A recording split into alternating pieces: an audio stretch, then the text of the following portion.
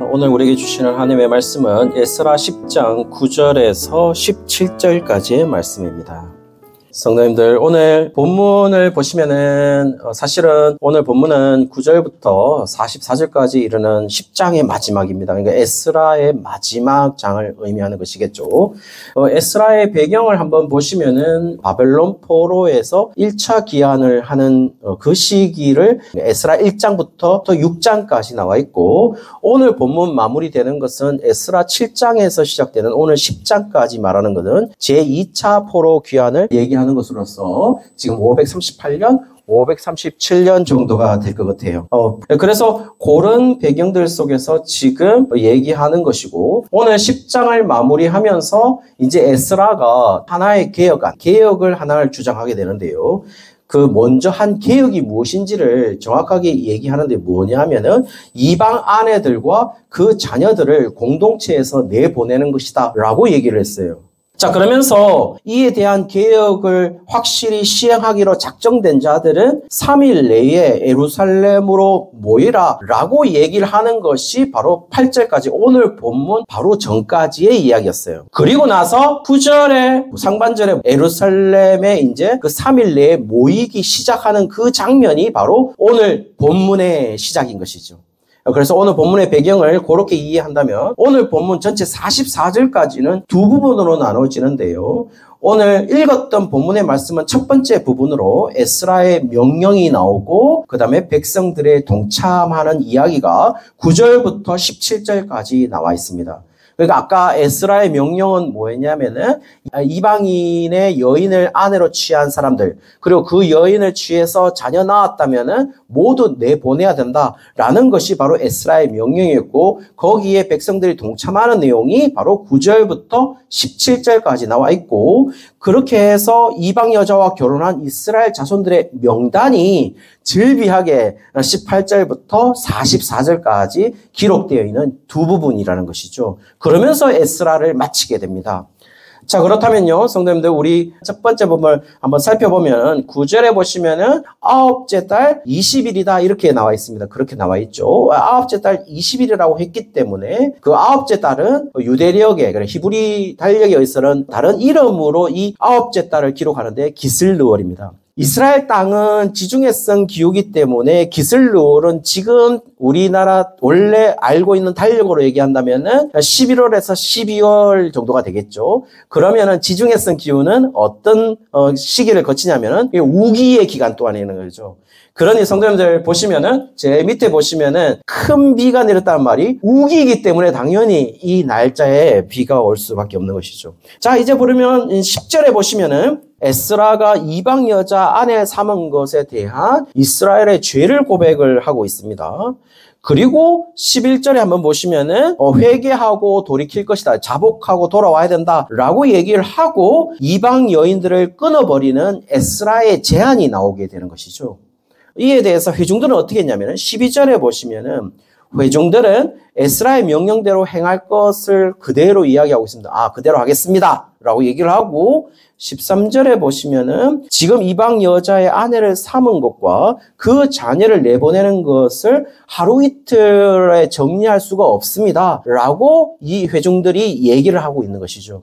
그렇게 하면서 14절에 보시면은 에스라와 다른 제안을 하게 됩니다. 그 제안을 한번 보시면은 모든 성읍에 이방 여자에게 장가든 자는 기한 내에 그 성의 장로님들과 재판장과 함께 오게 해서 이 개혁 작업을 진행할 수 있도록 제도적 장치를 조금 마련한 것으로 지금 회중들의 제안이 나오고 있어요.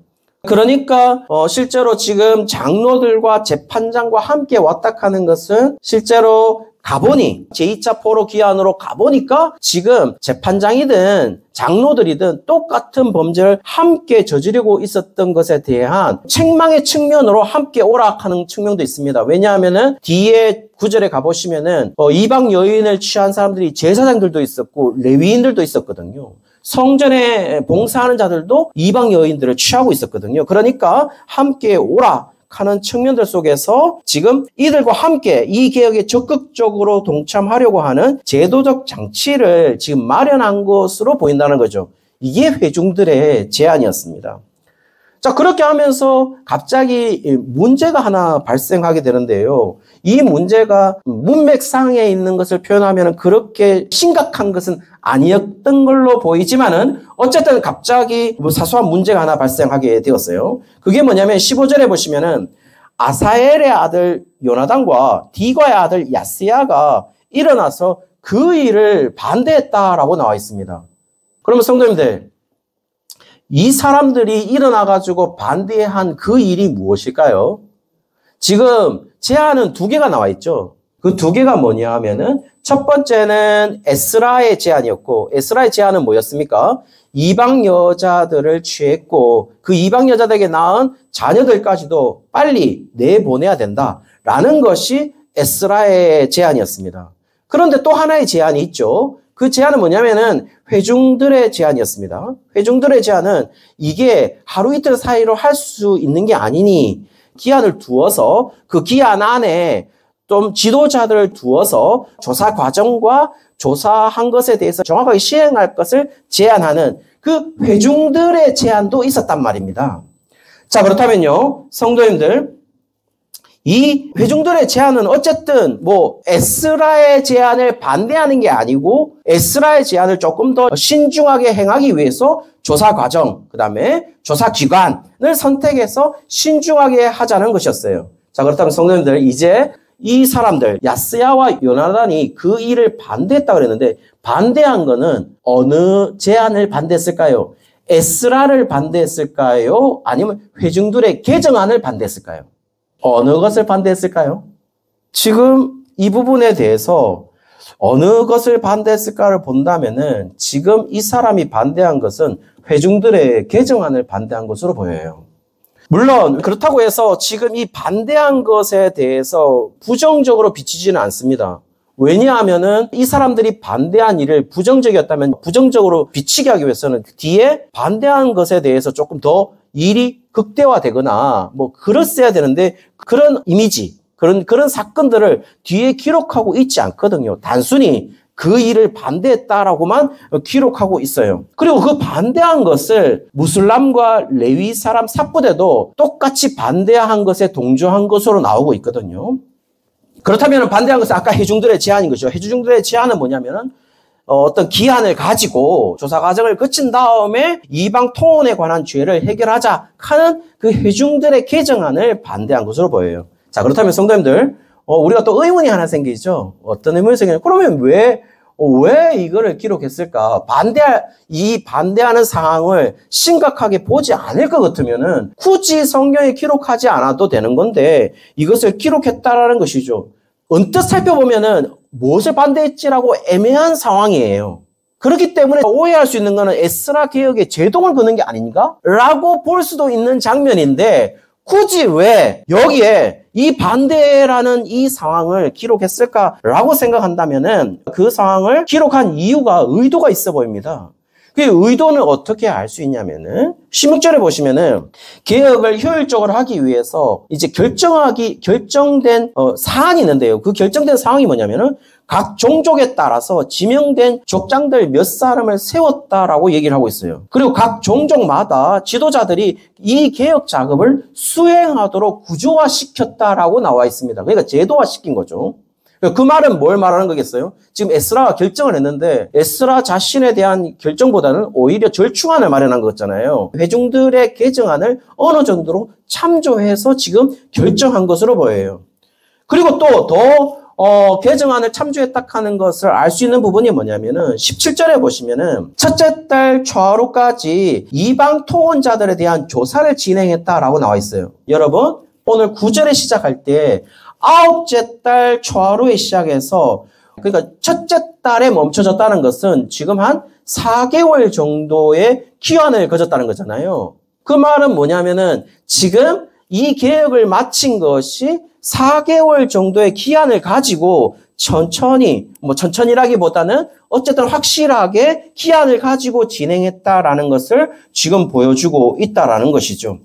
자, 그렇다면요. 에스라가 회중들의 개정안을 받아들였다면 굳이 회중들의 개정안에 대해서 반대한 사건으로 요나단과 야세아의 일을 이 반대한 사건으로 기록할 필요가 없는데 기록했다는 것은 그 의도가 뭐냐면은 에스라의 제안이든 회중들의 제안이든 똑같은 목표를 가지고 있어요.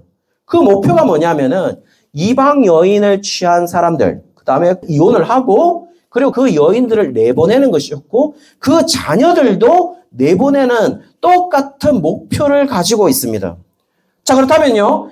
에스라의 제안이든 회중들의 개정안이든 다른 이견은 없어요. 똑같은 목표를 가지고 있습니다. 그런데 이 반대하는 사람들의 이야기를 가져옴으로써 이 개혁에 대해서 좀 더 신중하고 한치의 빠짐없이 한치의 실수도 없이 이 개혁안이 진행되어야 된다는 것을 한마디로 이 개혁의 주제들을 더 강화시키기 위한 목적으로 지금 반대 의견을 기록하고 있다라는 것을 알 수가 있는 것이죠. 왜냐하면 이 사람들은 목적이 뭐예요? 반대 의견의 목적은 뭐였냐면은 회중들처럼 우리가 이거 지금 기한을 두고 어떤 개혁을 연기하거나 늦추는 이미지를 보여서는 안 된다는 거죠. 이 개혁에 대해서 철저하게 빨리 정확하게 진행되어야 된다라는 회중들의 개정안이 혹시 이것을 개혁을 늦추는 계기가 된다면 이것을 막고 이 개혁이 확실하게 진행되어야 된다는 그 이야기를 강화시킬 목적으로 지금 반대 의견을 내고 있단 말입니다. 자, 그러면서 에스라는 지금 이 반대 의견들도 충분히 흡수하면서 조사기관을 두어서 한치의 빠짐없이 그리고 한치의 실수도 없이 이 개혁안을 실시하는 것으로 결정을 내렸다는 것을 볼 수가 있는 거죠. 결과는요.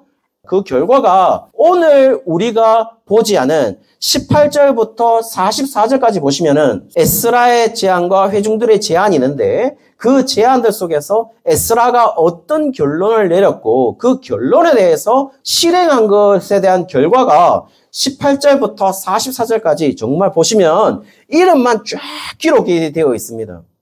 그리고 총 이혼을 한 건수가 113건을 지금 이혼한 사람으로 기록해 놨다는 거죠. 정말 자세하게. 자, 그 말은 결국 이 개혁이 철저하게 실시되었다라는 사실을 보여주고 있는 것이죠. 자, 그러면 성도님들, 우리가 이제 질문이 생기겠죠. 그럼 왜 이방토론의 문제가 된 것일까요? 이방토론을 왜 문제 삼은 걸까요? 왜 개혁으로 이 이방토론을 얘기한 것일까요? 역사적 배경이 있습니다. 자세하게 설명을 드리면은 이렇습니다. 지금 여러분들께서 보시는 오른쪽의 두 번째가 바로 2차 포로 기한입니다. 그 2차 기한이 지금 오늘 본문의 배경입니다. 기원전 458년인 것이죠. 에스라 7장 7절에 아닥사스다 왕 제7년이라고 나와 있기 때문에 일반 역사 속에 페르시아의 왕조를 쫓아가 보면은 정확하게 458년이 되는 겁니다. 자, 그렇다면 이 458년을 중심으로 1차 포로 귀환을 한번 보시면은 바벨론을 멸망시키고 고레스가 패권을 잡으면서 그 다음에 고레스 칙령에 의해서 바벨론 포로들이 귀환하는 것이 1차 포로 귀환인데요. 언제냐면은 기원전 537년입니다. 스룹바벨을 중심으로 해서 포로 귀환을 하게 되는 것이죠. 자, 그러면요. 오늘 2차 귀환은 몇 년도의 차이가 있냐면은 1차 포로 귀환 후 80년 뒤에 2차 포로 귀환이 있었습니다. 자, 그리고 나서 그러면 2차 포로 귀환하는 사람들은 어떤 사람이었냐는 것을 알기 위해서는 지금 성도님들이 보시는 왼쪽 화면에 보시면은 빨간색이 되어 있는 것이 아수르 1차, 그 다음에 2차, 그 다음에 차례대로 바벨론 1차 포로, 2차 포로, 3차 포로로 끌려가는 그 시기예요.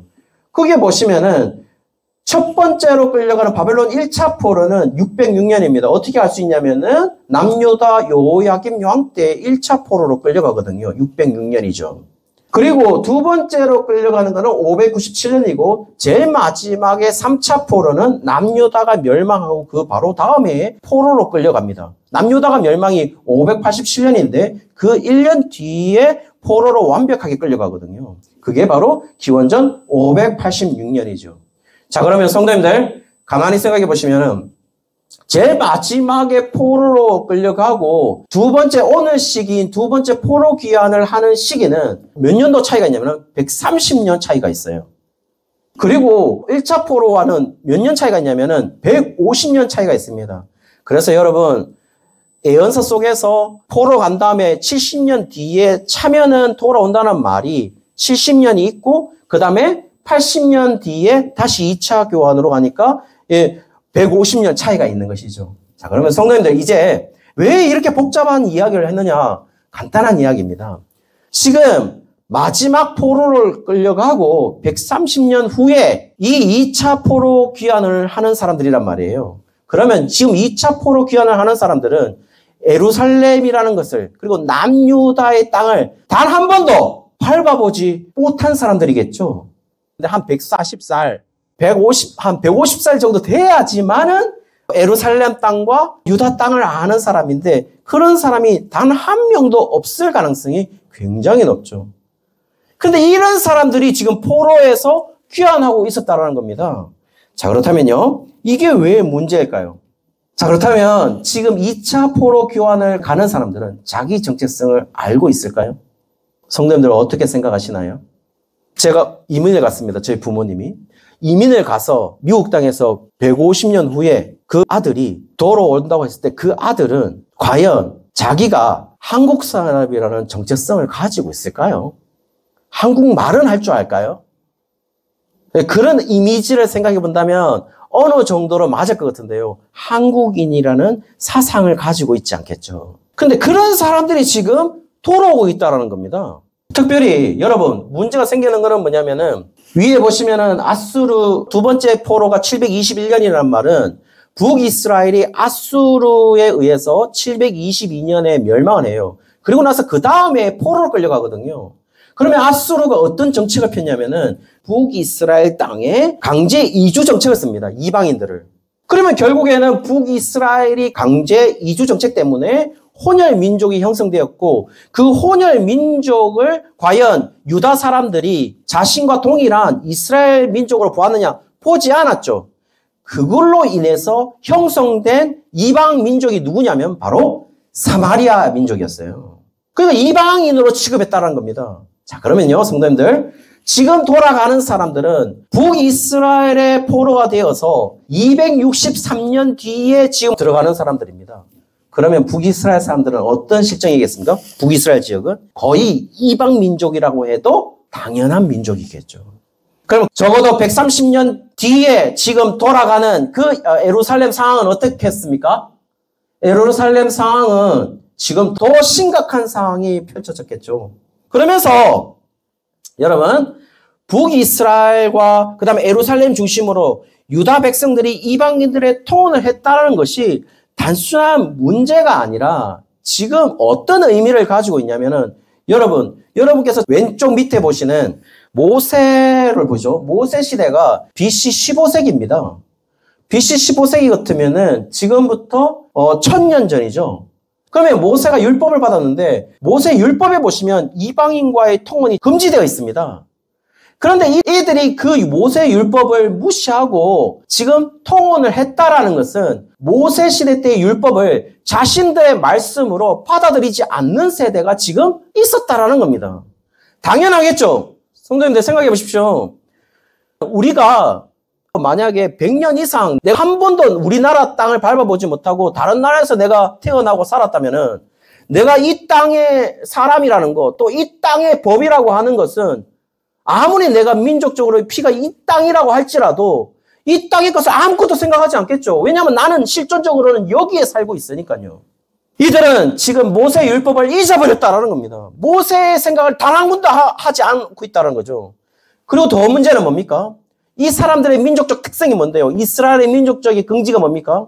하나님께서 이 이스라엘 민족의 정체성은 애굽에서 구원해낸 그 역사를 자신의 최고의 역사로 받아들이면서 사는 민족들이에요. 그런데 그 역사를 지금 자신의 역사로 받아들이지 않는 일들이 지금 발생했다는 것이죠. 그러니 모세 시대 때 받았던 그 율법도 더 이상 나에게는 중요한 율법이 아니기 때문에 지금 이방인들과 통혼하여 지냈다라는 사실을 보여주고 있다라는 겁니다. 그리고 더 우리에게 알 수 있는 것이 뭐냐면 자신들의 민족의 시작이라고 할 수 있는 아브라함 시대 보시죠. 여러분이 보시는 오른쪽 밑에 보시면은 아브라함의 시대가 나와 있어요. 뭐 대충 구약학자들이 얘기할 때 아브라함의 시기를 우루 왕조 때, 우루 제3왕조라고 본다면은 BC 20세기, 21세기로 보는데요. 그러면 지금 이 2차 포로 귀환을 하고 있는 사람들과는 몇 년 차이냐면은 1500년, 1600년 차이예요. 그때에 성도님들 잘 아시지 않습니까? 아브라함 때 어떤 일이 있었습니까? 이삭을 기다리지 못해서 갑자기 하가를 취했고 이스마엘을 낳았잖아요. 그리고 어떻게 했어요? 이삭이 태어나고 나서는 하갈과 이스마엘을 내보내라고 하지 않습니까? 그 일이 발생했다라는 겁니다.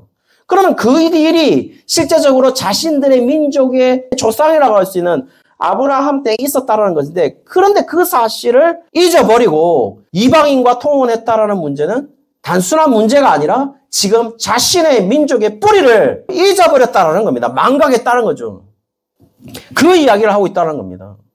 다시 말씀드리면은 지금 이방인과 통혼의 문제는 아브라함이 이삭을 기다리지 못해서 하가를 취해서 이스마엘을 낳은 것과 동일한 것으로 지금 취급이 된다는 것이죠. 그러니 개혁이라는 게 뭐죠?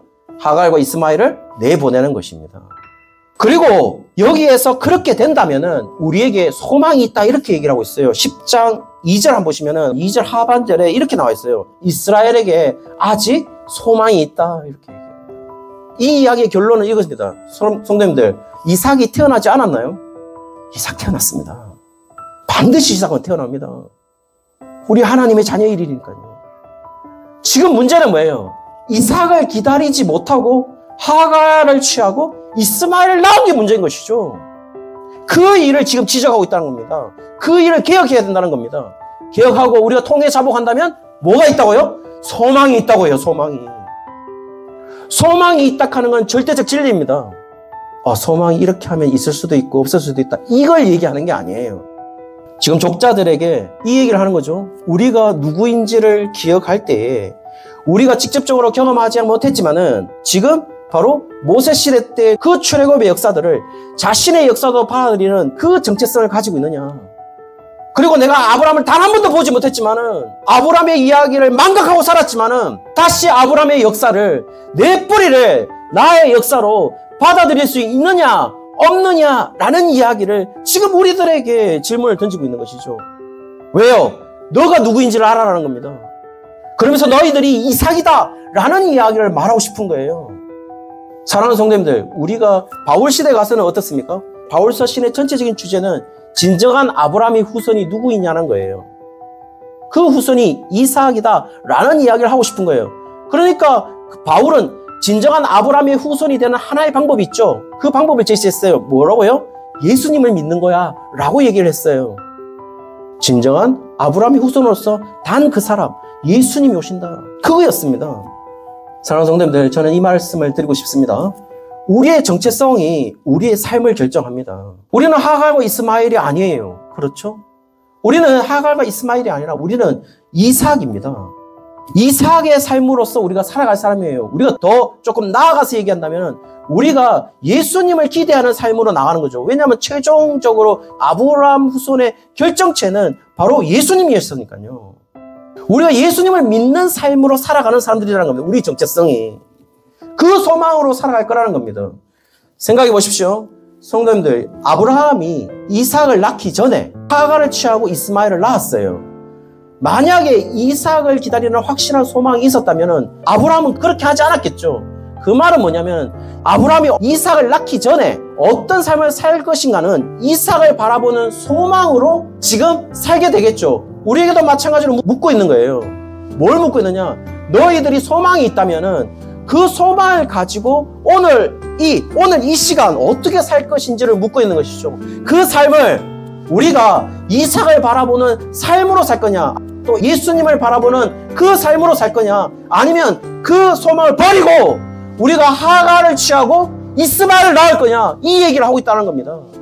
오늘 이방인을 내보내는 거 잔인한 일입니다. 윤리적으로 맞지 않아요. 자기가 아니라 삼았잖아요. 그런데 윤리적으로 맞지 않는 이 일을 왜 하려고 하느냐? 반드시 이 말씀 속에 이 의미가 있으니 너는 반드시 개혁해야 된다. 이 얘기를 하고 있다는 겁니다. 왜요? 우리는 하가가 이스마엘이 아니니까요. 우리는 이삭을 바라보는 삶으로 살 거니까요. 예수님을 바라보는 삶으로 살 거니까요. 그것을 바라보는 사람은요, 모세 시대 때 있었던 출애굽을 나의 역사로 받아들이는 사람들이고, 그리고 아브라함의 역사들을 또 받아들이는 사람이고, 예수님이 우리를 이루신 구원의 역사도 받아들이는 그 사람이 바로 우리의 정체성이 아니겠습니까? 그 사람을 우리는 그리스도인이라 말하는 것이고 성도라 말하지 않겠습니까? 사랑하는 성도님들, 어떻게 사시겠습니까? 내일 당장 월요일입니다. 주일은 그렇게 살 수 있습니다. 예배 드리고 또 어느 정도 우리가 기도도 하고 또 찬양도 하고 그렇게 드릴 수 있어요. 그럼 월요일은요? 당장 그것이 없어집니다. 갖지 못해요. 그러면 나 혼자 해야 되는 상황이 펼쳐집니다. 그리고 그것을 할 수 있는 시간도 제대로 주어지지 않는 상황이 펼쳐질 거예요.